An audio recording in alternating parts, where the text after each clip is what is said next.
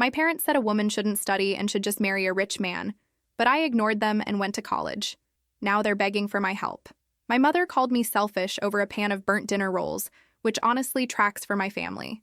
That was years after the biggest fights. Years after I had my own apartment and my own bills and a job title that made people straighten up a little when I said it out loud. But the sound of her voice still had this creepy ability to drag me straight back to being 15 and standing in a kitchen with a patched school skirt, while my younger brother showed off new expensive sneakers like he had personally discovered money. My name is Marisol, and if you met me now, you would probably think I'm one of those women who has it together. I manage operations for a mid-sized company, I pay my rent on time, I keep extra batteries and cold medicine in a drawer like a proper adult, and I own exactly 3 plants that are somehow still alive. I sound calm on conference calls. I make color-coded spreadsheets for fun when I'm angry. I look, from a distance, like a person who came from stable people. I did not. My father used to be a history teacher at a public high school in our mid-sized Pennsylvania town, which sounds like it should come with wisdom and fairness and maybe a love of facts. In our house, it mostly came with lectures. My mother ran a tiny clothing shop on a tired street where half the stores changed hands every year, and the other half survived by pretending they were doing better than they were.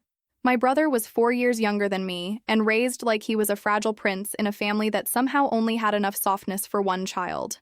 I was the practical one, the independent one, which in my family was not a compliment. It was code for, we're not doing that for you, figure it out. There are so many little memories that by themselves sound stupid. Tiny things, petty things, the kind of details people tell you to let go because everybody's parents mess up. But when you stack them together, they form a whole building. At 15, I wore hand-me-down uniforms my mother adjusted with crooked stitching, while my brother got new shoes because boys apparently needed proper support for their growing feet. On birthdays, I got a cake from the grocery store with my name spelled right if the person behind the counter was having a good day. My brother got themed parties, matching plates, and my mother breathlessly asking if the balloons looked cheap. When my grandparents came over from my father's side, my grandmother would watch all this with her mouth pressed thin, like she knew exactly what was happening and hated it, but she almost never confronted my parents directly. She'd slip me $20 in the bathroom and tell me to buy myself something nice. My grandfather would ask about school too loudly, almost like he wanted to force my parents to acknowledge I existed. That was the most rebellion anyone managed. In high school, I got good grades because being useful was the only reliable way to get oxygen in that house. I stayed out of trouble, joined clubs that met after school, and learned very early that if I wanted praise, I had to earn it in private and then clap for myself later. My brother, meanwhile, got treated like his potential was some sacred national resource. My father paid for a test prep program for him when he was barely even interested in school yet, saying boys needed a strong push to launch right. My mother used to sigh at me and say things like, "You've always been so capable. Honey, you don't need all that hand-holding," which sounds nice until you realize it was always said right before they handed him something they would never even consider giving me. And look, I was not some saintly daughter floating above all this with graceful maturity. I rolled my eyes, I slammed cabinets. I said mean things under my breath. I was sarcastic in exactly the way adults hate from teenage girls because it forces them to hear themselves. I knew I was angry all the time, and I also knew anger made it easier for them to label me difficult. So I started doing that fun little thing girls do where they swallow half of what they want to say and then get called emotional anyway. By the time I was a senior, I was running on caffeine, resentment, and this very private fantasy that college would fix my life. Not in a movie way. I didn't think I'd go away and become some glowing new person under autumn leaves. I just thought maybe I could get out. Maybe I could get a degree, get a job with health insurance and a door that locked, and build a life where I wasn't always bracing for the next comment. I got accepted to a state university for business administration, and I remember printing the acceptance letter in the school library because I wanted to hold it in my hand before anybody at home had a chance to ruin it. I folded it into my backpack like it was a winning lottery ticket. That dinner after graduation is still one of those scenes I can replay down to the smell. Pot roast. Too much black pepper. My mother had lit the good candle because there was company coming the next day, and she liked pretending we were a family that used candles for dinner instead of power outages. I was excited in that raw, shaky way where your body is already preparing for impact, but your hope hasn't gotten the memo yet. I waited until plates were half empty, and then said I got in. Not just got in. Got into the program I wanted. I had looked into financial aid. I could work. I had a plan. My father put his fork down so hard it hit the plate with that sharp ceramic crack, And I knew before he even opened his mouth that whatever came next was not going to be congratulations. He stared at me like I had announced I was joining a circus. My mother smiled first, which somehow made it worse, because it was her soft, public smile, the one she used right before she said something cruel, in a voice sweet enough to make you question your own hearing. My father asked how exactly I expected to pay for 4 years of tuition. I said I had looked at aid packages, loans, maybe work study, maybe a job off campus if I had to. I had practiced this. I had pamphlets in my room. I was ready for concern. I was not ready for contempt. He said college debt was for fools and families with no pride. He said taking loans was basically begging with paperwork. Then he looked at my mother like he wanted an audience. And he said there was no point mortgaging our future so I could waste 4 years on a degree I would probably abandon the second I got married. Just like that. No buildup, no embarrassment, just a nice clean slice right through the middle of dinner. My mother reached across the table and touched my wrist with this fake tenderness that made me want to pull my skin off. She said very smart women scared off good men, and maybe I should think about what kind of life I really wanted. She said stability came from choosing wisely, not chasing every idea that crossed my mind. Then my father said the money they had managed to save would be reserved for my brother because a man needs a launch. A launch. Like I was a hobby and he was a mission. My brother sat there eating dessert while my future got discussed like an annoying expense. He didn't defend me. He didn't look uncomfortable. He just kept spooning whipped topping into his mouth and acting like this had nothing to do with him, which in some ways was worse than if he had smirked. If he had smirked, at least I could have hated him cleanly. Instead, he gave me that blank little boy expression he used whenever he didn't want responsibility near him. The one that said, "What do you want me to do about it?" I said I could take loans myself. My father snapped that nobody in his family was going to go around asking strangers to finance bad judgment. I said it wasn't asking strangers, it was literally how half the country paid for college. He raised his voice. My mother started crying on cue, saying I always had to make things dramatic, that I was trying to embarrass them, that I made every happy moment feel like an attack. That was her specialty, by the way. Take my pain, drape it over herself, and suddenly I was the villain for bleeding in her vicinity. I wish I could say I delivered some beautiful speech and walked away glowing with self-respect. I didn't. I cried. I said things that came out in gasps and fragments. I asked why it was always different for him. I asked what exactly they had ever sacrificed for me besides opportunities.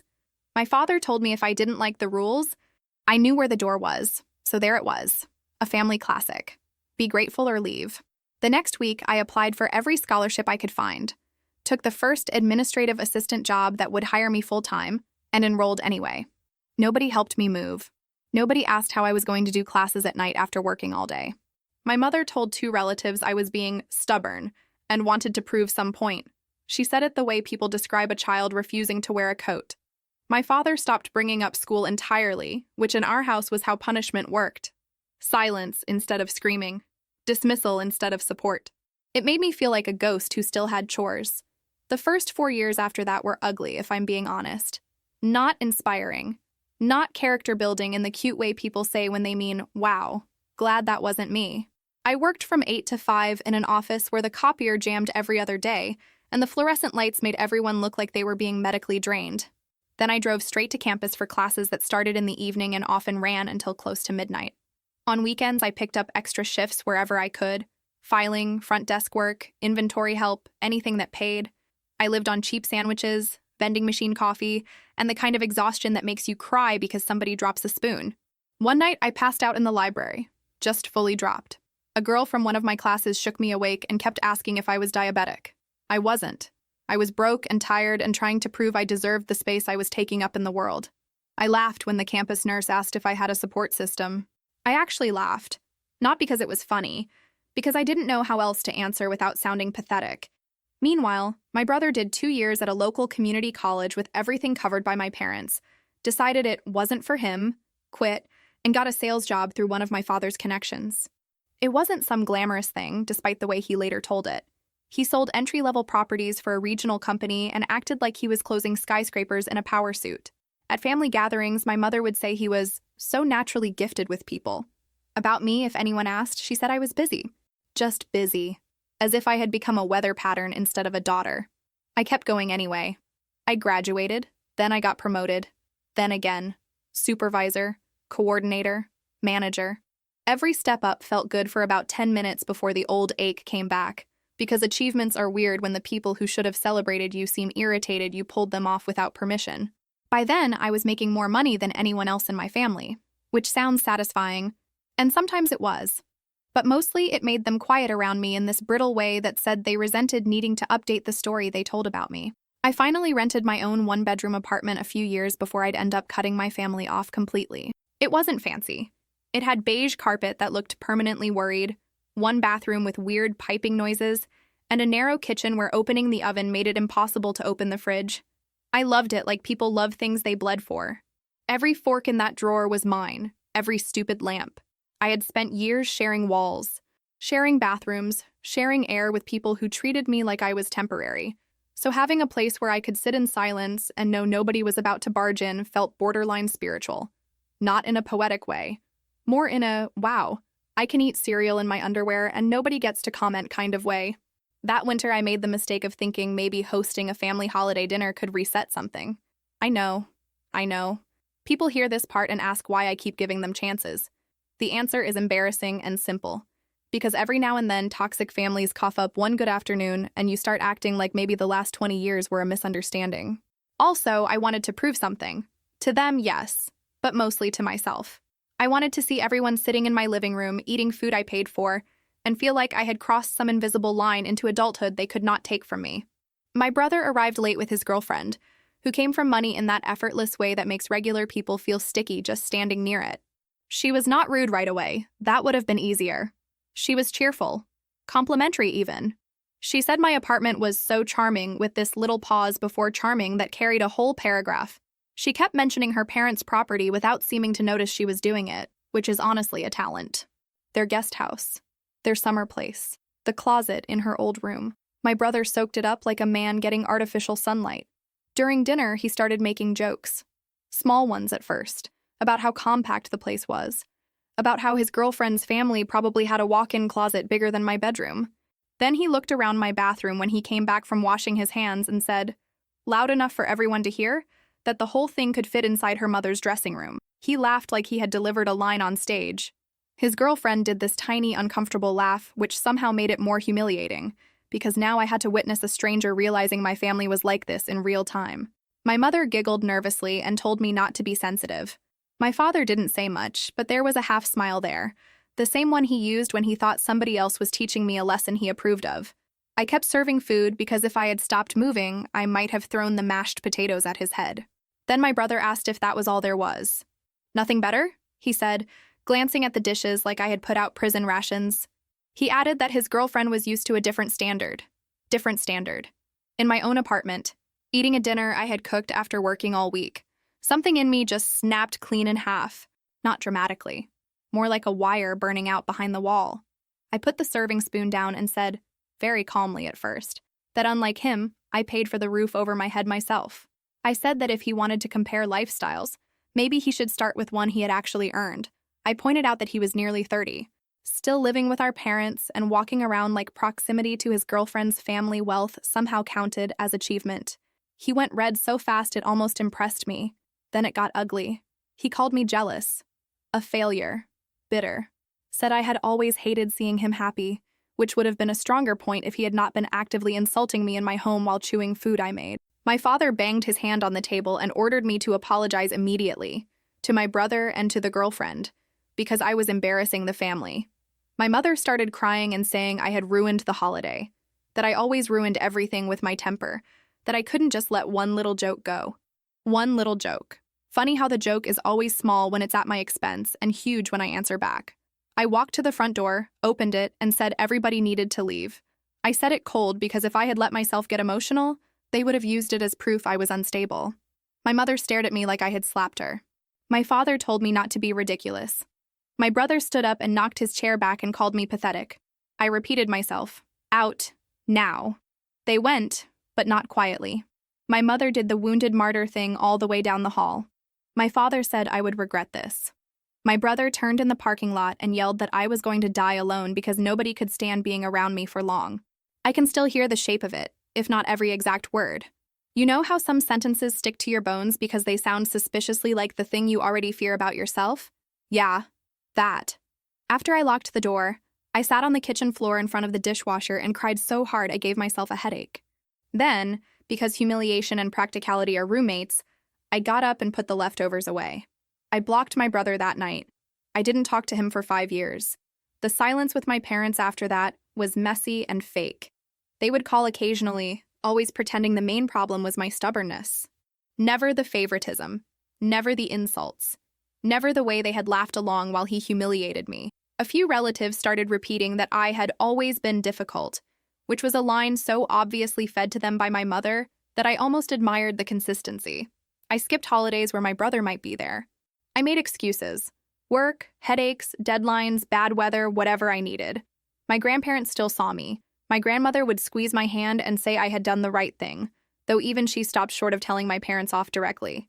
Family systems are amazing that way. Everybody sees it. Nobody wants the smoke. Over those 5 years, my life got steadier from the outside. Better apartment, better salary, health insurance that covered therapy, which was rude timing because by then I had enough issues to keep a therapist employed forever. I dated a little, nothing dramatic. Mostly men who liked that I seemed independent until they realized independence sometimes looks like difficulty letting anybody help you carry groceries. I worked too much. I slept with my phone under my pillow when quarterly reporting got bad. I told myself I was over my family. Then my grandmother called one spring afternoon and told me my brother was engaged to the same girlfriend from that dinner, and the whole old ache sat up inside me like it had been napping. Not dead. Apparently the wedding was going to be big. Bigger than big, actually. My brother had spent years orbiting that family and absorbing their standards like humidity, and now that he was getting married, he wanted every possible surface polished to prove he belonged in their world. Fancy venue, see? Imported flowers. A menu nobody in our family would have known how to pronounce without rehearsal. My parents, who should have had the sense to sit down and count their actual dollars before opening their mouths, promised publicly that they would cover the venue and the decor. Publicly. In front of people who absolutely did not need to know their finances, but definitely needed to know their pride. That part came to me in pieces through my grandparents and one aunt who still occasionally spoke to me without making it weird. My parents were obsessed with not looking small next to the future in-laws. My mother was apparently talking about centerpieces like she was producing a state wedding. My father was acting like this was an investment in family respectability. Family respectability. We could not even survive one honest dinner, but sure, let's perform class status for strangers. Then reality did what reality always does when you build a fantasy on top of a checking account. They finally sat down with actual estimates and realized the event was going to cost almost 3 times what they had available, and the wedding was only a few months away. I heard all that before they showed up at my apartment, which made the whole visit feel like a thunderstorm you smell before you see. They came without calling. That alone was enough to put me in a bad mood. My mother had one of those tight little smiles that meant she needed something and had already decided I was selfish for not offering it fast enough. My father looked annoyed to be there, which was incredible considering he was the one arriving at my home empty-handed to ask for money. I let them in because curiosity is a character flaw of mine.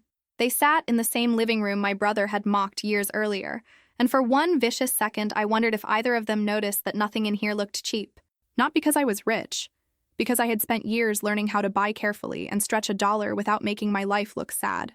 My father cleared his throat and explained they needed a substantial loan. He said loan like he was discussing a respectable business arrangement between equals, not asking the daughter he had once practically called shameless for considering student debt. My mother started crying before he got halfway through the explanation.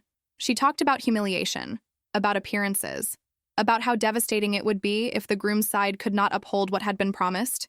She said I didn't understand how important this was for the family, which is wild because the family had spent most of my life making it very clear I was not central enough to matter when it counted. I let them finish. I really did. Then I asked if loans were still pathetic and shameful, or if that moral principle had expired when the bill involved imported flowers. The look on my father's face was almost worth the whole miserable childhood. He said this was different. Of course it was. It was about family honor. Not a wasteful degree. Not personal ambition. Not pride. Family honor. I asked whether one day of fancy table settings was genuinely more important than the education that let me build the life they were currently trying to borrow from. My mother cried harder and said, "After everything we've done for you." I asked her, very calmly, to name one thing. Just one. The room went so quiet I could hear my refrigerator humming. She stared at me like I had violated some sacred code by asking for evidence. My father told me I was being cruel for the sake of it. I told him no, I was being specific, which our family often confused with cruelty, because facts had a bad habit of ruining their preferred storyline. Then I said no. Not maybe. Not let me think about it. No. He stood up so fast I thought for a second he might actually knock something over. He said I was petty, vindictive, and eager to punish everyone forever over old misunderstandings. Old misunderstandings. That phrase made me laugh in his face. Laugh. My mother did the martyr glance around the room like the walls themselves might witness her suffering and report it later. They left angry. Not ashamed. Not thoughtful. Angry. 2 days later, my phone started blowing up. Aunt, cousin, other cousin. An uncle I hadn't seen in ages suddenly remembered I existed long enough to text me that money had gone to my head. A relative I barely knew left a voicemail saying my parents had sacrificed so much and I was cold-hearted for abandoning them in their hour of need. My mother had clearly gone on tour with a revised version of events where I was the rich, ungrateful daughter refusing to help the loving parents who had done everything for me. Nobody mentioned that I had paid my own way through college. Nobody mentioned the years of sexist garbage. Nobody mentioned that the wedding they couldn't afford was for the son they had always prioritized. I blocked numbers until my thumb hurt. But before I blocked them, I read enough to do that awful thing where the gaslighting starts working because it comes in chorus form. A small part of me wondered if I was being too hard, whether I should just wire the money and buy myself peace, whether maybe this was one of those moments mature adults swallow their pride and do the decent thing. Then I remembered falling asleep over textbooks with a sandwich in my lap, while my brother lived at home with his expenses covered, and the guilt dried right up. I cut contact with my parents after that. Full stop. No calls, no texts, no holiday cards with fake signatures. Nothing. I was done being the emergency backup fund for people who had treated my future like an inconvenience. Silence would have been nice. Silence did not happen. About a week later, there was pounding at my apartment door hard enough to rattle the frame. I opened it and found my father standing there already halfway into a rage, my mother right behind him with her purse clutched to her chest like she was about to testify in church. Before I could say anything, he pushed past me into the apartment without being invited. That old move, the one from childhood where my space was never really mine if he had decided otherwise. I told him he needed to leave. He ignored me. He launched straight into this speech about how I had destroyed the relationship between my parents and their son. Their son.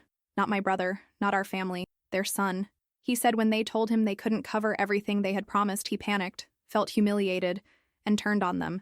Apparently, he had yelled that they made him look ridiculous in front of his future in-law. Apparently, my mother cried. My father shouted back, and the whole thing exploded in the dramatic trash fire you would expect when a lifetime of enabling finally stops paying off. Then came the part that was somehow supposed to land on me. My father said if I had just helped, none of that would have happened, that I had caused this out of spite. That my refusal had poisoned the family and left them exposed. My mother started sobbing and said they had lost the only son who still cared, which was a nasty little sentence even by our standards. Then she corrected herself in the most insulting way possible by saying she didn't mean it like that. Sure. I told them what I honestly believed, that they had created this exact disaster by building my brother into a man who thought promises were facts and consequences were other people's problem. I said he reacted the way he did because nobody had ever taught him disappointment without rescue. I said this was not my bill, emotionally or financially. My father's face changed when I said that. It got colder, less furious, more dangerous in that ordinary domestic way where you know the yelling phase is over and the cruelty phase has started. He said I had always enjoyed acting superior, that I thought paying my own way made me better than the family that raised me. I said no, I thought paying my own way meant I didn't owe them a performance of gratitude every time they needed something. My mother told me I was heartless. I told her being done wasn't the same as being heartless. She cried harder. Of course she did. Tears were her smoke machine. They came out whenever she needed to blur the stage. The argument lasted maybe 10 minutes, maybe 30. Hard to say. Time gets weird when your nervous system is trying to decide whether to scream or freeze. At one point, my father jabbed a finger toward me and said I would pay for tearing the family apart. He did not mean physically, before anybody gets dramatic. He meant socially, emotionally, through reputation, through the old family network of whispers and rewrites and moral theater. Still, hearing your own father say you'll pay for telling the truth does something gross to your insides. After they left, I locked the door, slid down against it, and started shaking so hard I could barely text my grandmother. She called me immediately and told me if they showed up again, I should not open the door. She also said, very flatly, that my father had always confused obedience with love. It was one of the only blunt things she ever said about him, and I held on to it like a receipt. 3 weeks passed. I started sleeping again. Work got busy enough to distract me. I told myself maybe the worst of it was over. Then my brother showed up. I opened the door and almost shut it again on instinct. He looked different. Not transformed. Not humbled by divine intervention. Just tired. His posture was off. His face looked puffy around the eyes, like either he had been sleeping badly or fighting a lot, maybe both. He asked if he could come in. I said no. He asked if we could at least talk in the hallway. So we did, which probably made my neighbors think I was dealing with a very awkward door-to-door salesman. He started with an apology. Not a perfect one. An organized one. He said he had handled things badly at the holiday dinner years ago. He admitted he had been arrogant and immature. He said our parents had set both of us up in different ways and that he was trying to understand that now. Some of it sounded rehearsed. Some of it sounded almost real. I stood there in socks on my own doormat trying to decide whether I was witnessing growth or strategy. Then, right on schedule, he got to the actual reason he was there. He needed help. A loan. Temporary. He had ideas, of course. A repayment plan. Interest even, as if adding a tiny business school flourish would make the whole thing less insulting. He said he wanted to fix things between us, but he also didn't want one financial crisis to ruin his future. His future. That phrase again. Everybody in my family always talked like my life was the background music for somebody else's big scene. I said I needed time to think. I didn't mean it. I just wanted to see what would happen if he did not get an immediate answer. And wow, did I get my answer? His face hardened almost instantly. The careful tone dropped. He said he was trying here, that he was being the bigger person by coming to me after everything. Bigger person. By asking the sister he had mocked and dismissed to bankroll the wedding he couldn't afford. I asked if he heard himself. He said I loved holding old grudges because they made me feel righteous. I said I loved not being used, actually. Easier hobby. That's when he started yelling. He said I had always been jealous of him. Since childhood. Since forever. That I couldn't stand seeing him happy, loved, successful. Successful was an especially funny word given the circumstances, but I was too angry to laugh. He was standing in my hallway, half turned toward the stairs, gesturing with both hands like a man pitching a startup nobody asked for, and he really expected me to believe I was the unstable one in that scenario. I told him the truth the way ugly truths usually come out, which is fast and without much elegance. I said he was exactly like our parents in all the worst ways, entitled, manipulative, allergic to responsibility unless it came wrapped in praise. I said he hadn't shown up because he felt bad. He had shown up because he needed money and thought an apology would function as a coupon. He flinched at that, which told me it landed. Instead of backing off, he stepped closer. Not lunging. Not anything cinematic. Just that ordinary aggressive move people do when they want to make you feel crowded in your own space. I told him to get out. He said we were having an adult conversation and I was behaving like a spoiled child. Spoiled. Me. I actually laughed then, and that made him even madder. When I moved to shut the door, he put his hand on the edge of it. Again, not movie stuff. No smashed frames or wrestling in the hallway. Just enough pressure to say, you don't get to end this yet. My body reacted before my brain did. Every nerve I owned lit up. I shoved his shoulder once and yelled for him to leave. He kept talking over me. So I did the one thing I knew would embarrass him more than anything else. I raised my voice and shouted down the hall for the building manager and said I would call the police if he didn't get away from my door. That changed things. It was like somebody let the air out of him. He took his hand off the door immediately, partly because he was startled, partly because the thought of neighbors hearing the word police was apparently more horrifying than his own behavior. He backed up and called me toxic, said he would tell everybody what I was really like. I said, please do, which was not my wisest line, but definitely one of my favorites. Then I shut the door, locked it, and stood there shaking so hard I had to lean on the wall. I wish I could tell you I felt triumphant. I didn't. I felt furious, sick, weirdly sad, and embarrassed all at once. Family fights are gross like that. Even when you know you're right, there's still this little voice whispering, look at you, screaming in a hallway like this is your life now. I cried in the shower. Then I got mad at myself for crying. Then I ordered takeout. I couldn't really justify financially because I was too drained to cook. Real glamour. For a couple of weeks after that, I jumped every time someone knocked on my door. I checked the peephole like I lived in a spy movie, which I absolutely did not. I told my manager I needed a day off because of a family situation. And she gave me the kind of look women give each other when we all know that phrase means disaster without needing subtitles. I spent one Saturday deep cleaning my apartment with aggressive music on just to burn off adrenaline. I threw out expired spices. I reorganized the junk drawer. I found a receipt from 3 years earlier and cried over that too, because apparently my nervous system had decided absolutely anything could be a trigger if it tried hard enough. Then, 2 weeks later, an envelope arrived in the mail with my name written in my mother's familiar looping handwriting. It was a wedding invitation. I actually thought it might be a joke at first. Or bait. Or one of those manipulative gestures where somebody invites you only so they can later say, "See, we included you," and then blame you for not showing. I left it on my counter for 3 days before opening it properly. Cream paper, formal wording, my brother's name, the date. A venue I had heard of but would never book even if I suddenly won the lottery and lost all sense. My grandparents called that evening and mentioned they had gotten invitations too. My grandmother said the whole thing felt strange. My grandfather, who never wasted words, said, "Something shifted." That sentence sat with me. Because he was right. Something had shifted. I just didn't know in whose favor. I stared at the invitation for another day, then finally called my brother. He answered on the third ring, sounding cautious, like he expected me to scream. I didn't. I asked if the invitation was real. He said yes. I asked why. Long pause. Like, long enough that I pulled the phone away to check if the call had dropped. Finally, he said he had meant some of the apology. Not all of it in the clean, noble way I might have wanted, but enough that he had wanted to fix things before the wedding. Then he panicked about money and ruined whatever sincerity had existed. He said after our fight, he ended up telling his fiancée more of the truth than he ever had before. Not because he woke up enlightened. Exactly. More because he had run out of ways to explain the chaos without exposing where it came from. He told her about the favoritism, about my college, about the holiday dinner, about our parents, about all of it. I stood there in my kitchen barefoot, gripping the edge of the counter, while he quietly admitted that she had been disgusted. Not by me, by him.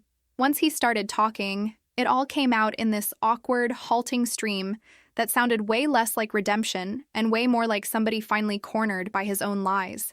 He said his fiancée had already noticed things not adding up. Different stories from different relatives.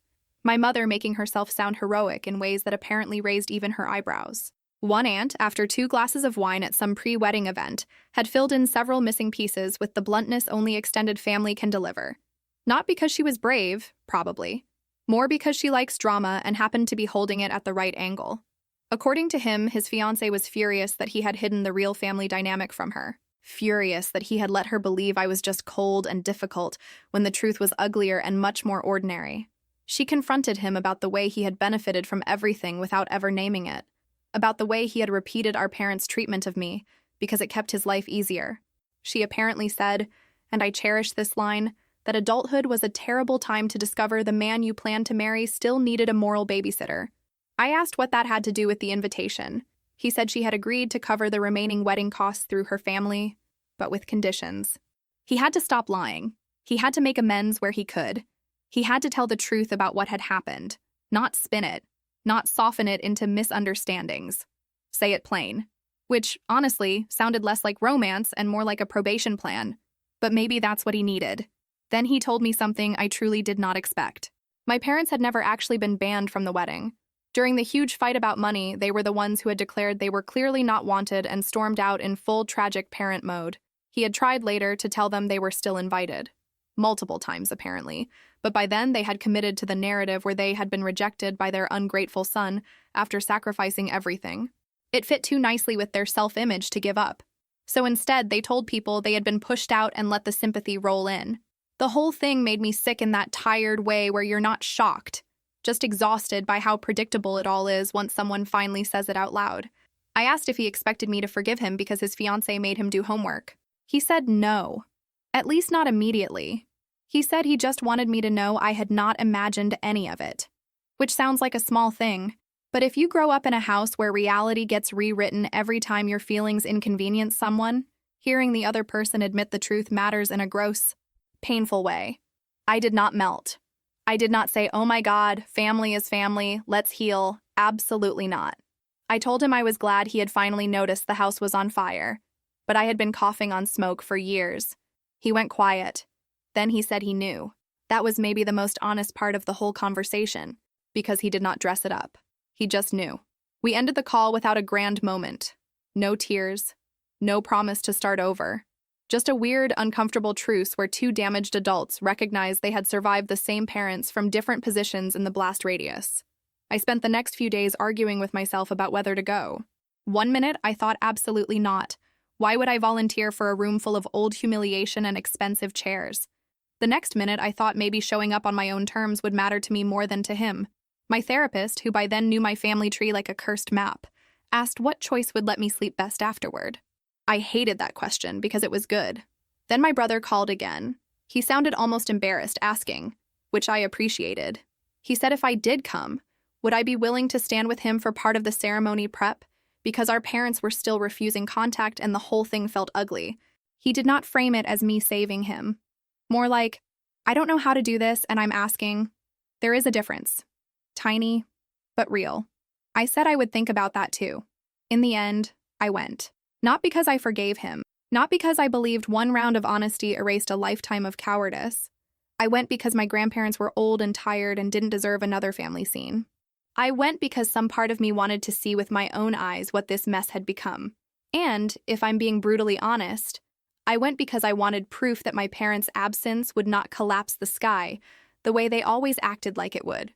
The day of the wedding, I stood in front of my mirror in a dress I had nearly returned twice and thought, this is ridiculous. I'm getting dressed to attend the expensive emotional aftermath of my own childhood. But I did my makeup anyway, lightly, nothing dramatic. I was not trying to arrive looking like revenge. I just wanted to look like a woman who belonged in any room she chose to walk into. The venue was beautiful in that polished, neutral, aggressively tasteful way money tends to produce. Fresh flowers, soft lighting, staff moving around like they had rehearsed breathing. My grandparents were already there. My grandmother clutching tissues and trying to pretend it was allergies. A couple of distant aunts showed up. That was basically it from our side. Fewer than 10 people, and half of them looked like they had dressed for joy but packed disappointment in their handbags. My brother's fiancée found me before the ceremony and apologized. Not dramatically, not trying to make us friends. She just said she had judged the situation badly and should have asked more questions sooner. I appreciated that. I also noticed she looked at me with a kind of careful respect after that, which was new and strangely sad because I had never wanted to earn dignity through surviving my family in public. The whole thing felt beautiful and bleak at the same time. You know when something is objectively nice? The flowers are right, the music is soft, the food smells expensive, and yet the air still feels wrong because everybody knows who is missing and why. That. Every smile had a little strain in it. Every photo setup had this invisible blank space where my parents should have been if they had been capable of choosing reality over pride. Before the ceremony started, my brother and I stood off to the side near a closed door while guests settled in. He looked nervous enough to be human for once. Not charming nervous. Not polished. Just a man sweating through his shirt collar because life had finally stopped cushioning him. He thanked me for coming. I said, "Don't make me regret it," which was the closest I had to warmth at the time. He almost laughed. Then he said he was sorry again, quieter than before. I nodded because I didn't know what else to do with it. Walking into that ceremony, as his sister, felt surreal. For years I had built my peace around not being anywhere near him. Now there I was, in heels that hurt, and with my grandmother's compact in my purse, participating in the formal beginning of his marriage, because our parents had chosen martyrdom over attendance. If you had described that to me 5 years earlier, I would have told you to get out of my apartment. Life loves irony when it thinks you need humbling. The ceremony itself was short, thoughtful. The officiant talked about honesty, partnership, and doing the work of choosing each other daily, which almost made me laugh at the timing, but also felt pointed enough that I wondered whether the couple had picked those lines on purpose. My brother's voice shook during his vows. His fiancée's didn't. She sounded grounded in a way I envied. Not soft. Steady. Like somebody who knew love without truth was just theater. At the reception, people did what people always do around family fractures. They pretended not to stare while very obviously tracking the tension. A few of the bride's relatives were kind to me in that extra careful way people get when they know there has been drama and are trying not to step on it. My grandparents stayed until dessert and then left early because my grandfather's back was bothering him.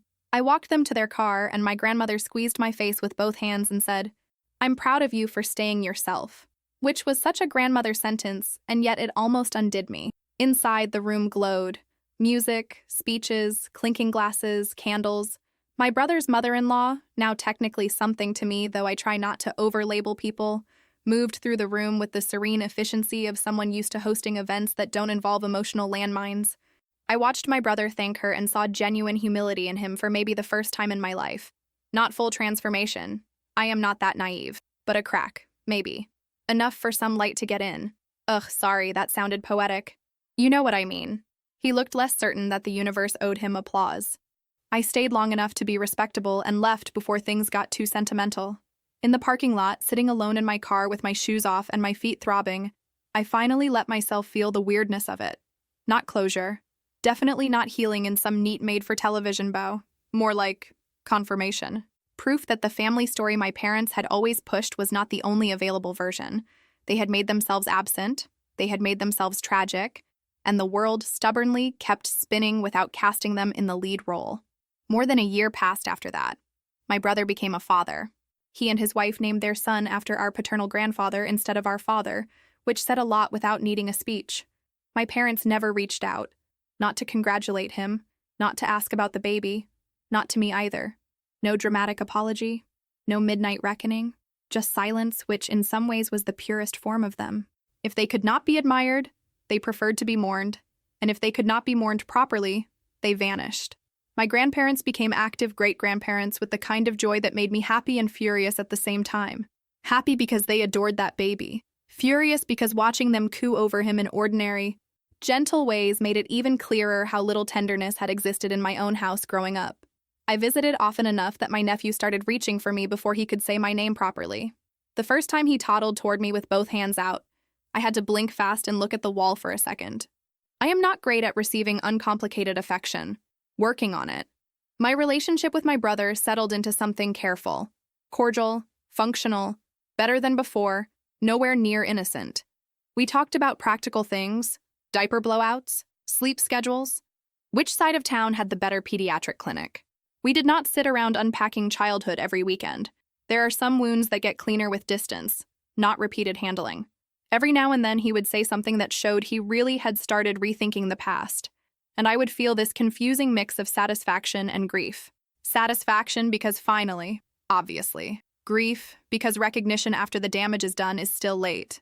I also noticed things I hated noticing. How easy warmth came from his wife's family. The way they included him in little rituals without making him audition for belonging. Sunday dinners. Group texts about birthdays. Extra folding chairs appearing without anybody turning it into a sacrifice. It irritated me in that petty, ugly way because part of me wanted to say, where was all this when I was begging life to be less sharp? But another part of me understood that envy was not about wanting their exact family. It was about finally seeing a version of ordinary care and realizing how radical it had always been. Sometimes people ask if I miss my parents. I miss the idea of having parents. I miss the version of them I kept trying to manufacture out of scraps. I miss what their love might have looked like if it had not always come with conditions, roles, and rankings. But them, specifically? The actual two people who kept choosing pride over honesty? No. What hurts is not losing them. What hurts is understanding, over and over, that a lot of what I thought was love was performance with decent timing. The older my nephew got, the stranger my own history started to feel in my body. Babies do that, I think. They expose things. You hold this tiny person who drools on your shirt and kicks one sock off with the determination of a tiny drunk man, and suddenly your whole nervous system starts asking questions you were not planning to answer before lunch. Like, how hard would it really have been for someone to choose softness with me more often? Like, why did basic care always feel like a prize to be earned in my house instead of a starting point? Like, why was I 40 different kinds of prepared for disappointment by the time I was 12?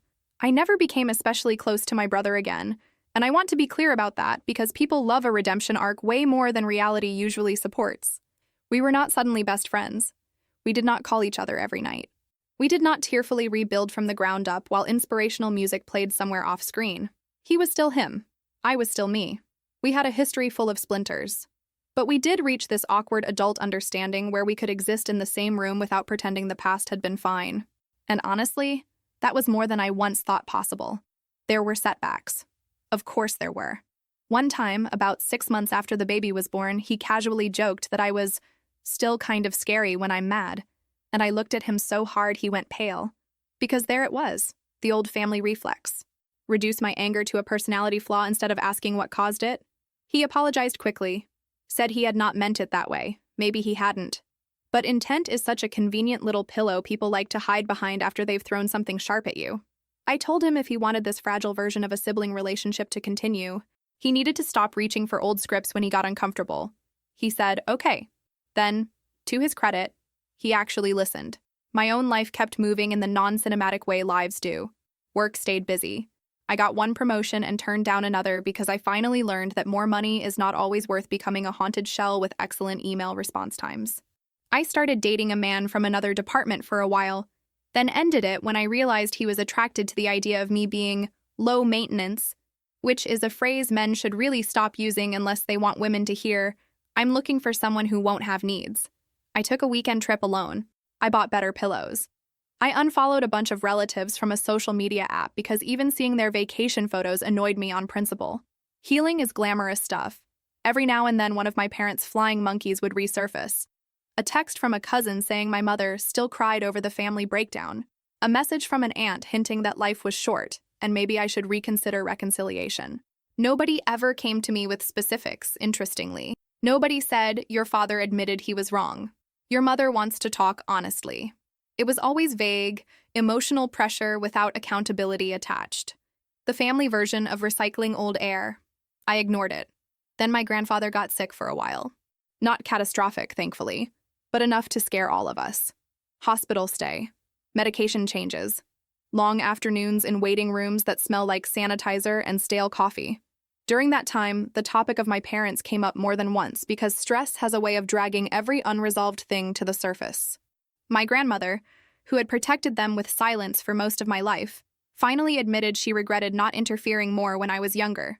She said she kept telling herself it wasn't her place to challenge how they raised their children. Then she looked at me with tears in her eyes and said sometimes not interfering is just cowardice dressed up as respect. That wrecked me more than any dramatic apology could have, because it was true. And because hearing an older woman say it so plainly felt like somebody finally naming a law I had been living under without consent. It also made me rethink my own role in my nephew's life. I could not be the fun aunt who noticed things and stayed quiet because speaking up felt awkward. If I was going to stay in his world, I wanted to show up honestly, not harshly, not hovering, just honestly. So when my brother and his wife started drifting into some uneven patterns after the baby, mostly around emotional labor and whose career mattered more on hard weeks, I did not pretend not to see. I did not stage an intervention either. Again, real life. But when my brother complained to me once that his wife was always tense now, I told him maybe she was exhausted from carrying the invisible half of parenting, while also trying not to become the household manager of a grown man. He got defensive. Then he got quiet.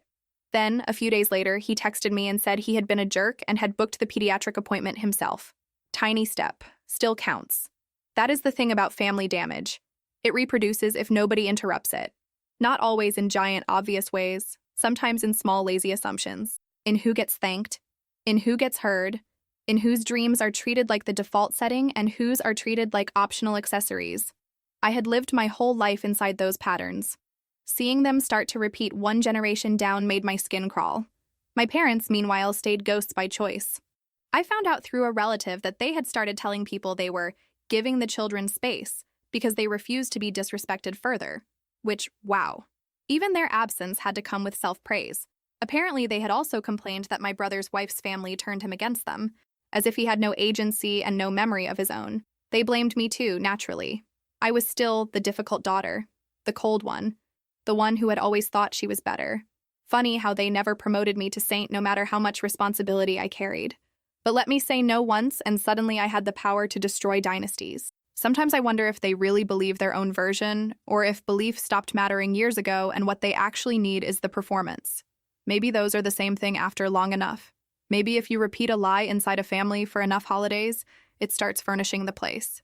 I used to fantasize about some final confrontation where I would say every perfect thing and they would have to hear it. I don't anymore. Not because I became wiser than rage. I still have rage.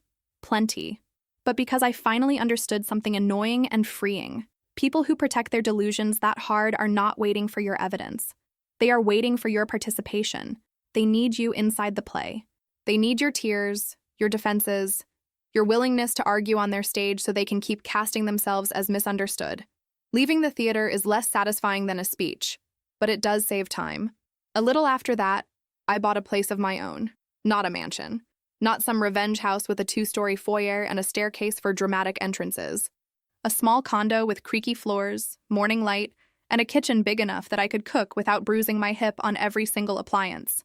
The day I got the keys, I stood in the empty living room eating drive-through fries out of the bag and thinking, wow, nobody gets to insult this one at my dinner table. That was my first thought. Not gratitude, not maturity, spite with a mortgage. I invited my brother's family over for the first holiday dinner there because apparently I enjoy emotional challenges disguised as menus. My nephew ran in like he paid the property taxes himself. My brother offered to help in the kitchen without turning it into a heroic event, which I noticed. His wife brought pie and did not let me do that fake hostess thing, where I insist I need no help while quietly drowning. A couple of my close friends came too, because by then I had finally learned that the people who make a table feel safe are not always the ones who share your blood. Sometimes they are just the ones who show up on time, bring extra ice, and don't rewrite your life when you leave the room. Dinner was loud and imperfect and ordinary. Somebody spilled cider. My nephew dropped a roll and blamed gravity like he was presenting legal defense. He asked 3 personal questions in under 10 minutes about why I didn't have a dog, whether my job was boring, and if adults ever got to eat dessert first, then wandered off to investigate my bookshelves. I laughed so hard I had to sit down. At one point, I looked around the room and felt this strange pressure behind my ribs.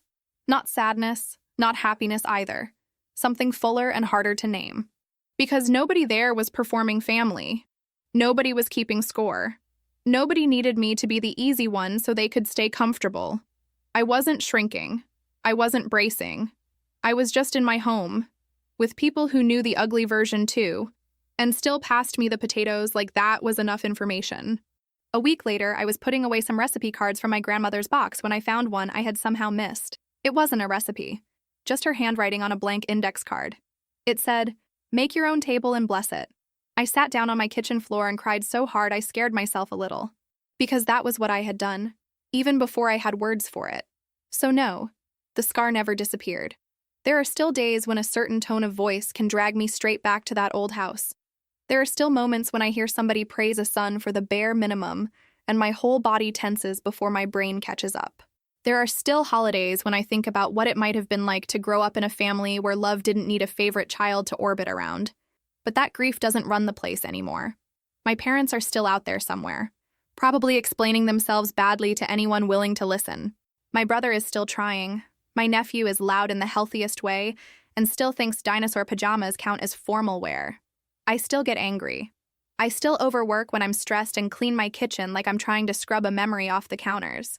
But I also have a home, boundaries, people who show up honestly, and enough self-respect now to know that being unloved correctly by the wrong people doesn't make me hard to love. It just made me harder to fool. And honestly, after everything, I can live with that.